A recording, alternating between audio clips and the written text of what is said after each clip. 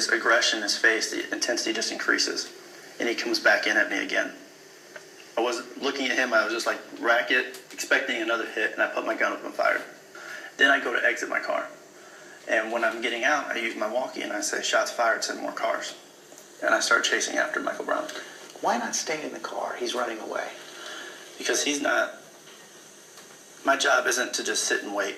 You know, I have to see where this guy goes. So you felt it was your duty to give chase? Yes, it was. That's what we were trained to do. And he runs out of the car, gets about 30 or 40 feet. You can now get out of the car. You start to follow him. And then he stops. He does stop.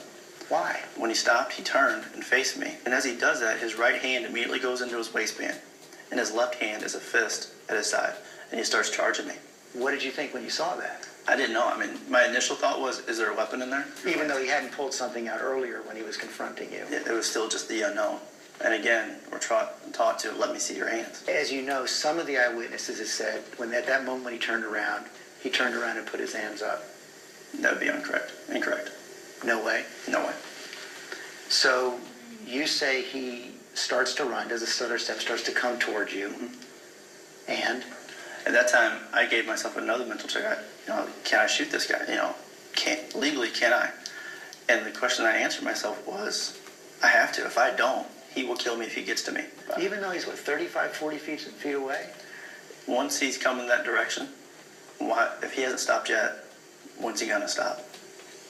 After he's coming at me and I decide to shoot, I fired a series of shots and paused. What did you see?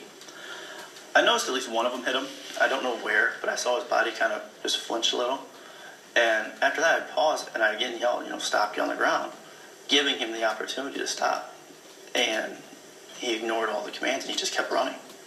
And so after he kept running again, I shot another series of shots. And at least one of those hit him because I saw the flinch. Well, this time he's about 15 feet away. So I start backpedaling because he's just getting too close and he's still not stopping. He gets to about 8 to 10 feet. And as he does that, he kind of starts leaning forward like he's going to tackle me. And I looked down my barrel of my gun and I fired, and what I saw was his head, and that's where it went. Right in the top of his head? Yes. You'd never even shot your gun before, and now a man is dead. After the supervisor got there, I gave him the brief rundown of what had happened. What'd you tell him? I told him that I had to shoot somebody. And he asked me why. I said, well, he had grabbed my gun and he had charged me, and he was going to kill me. So you killed him first? Yes. Is there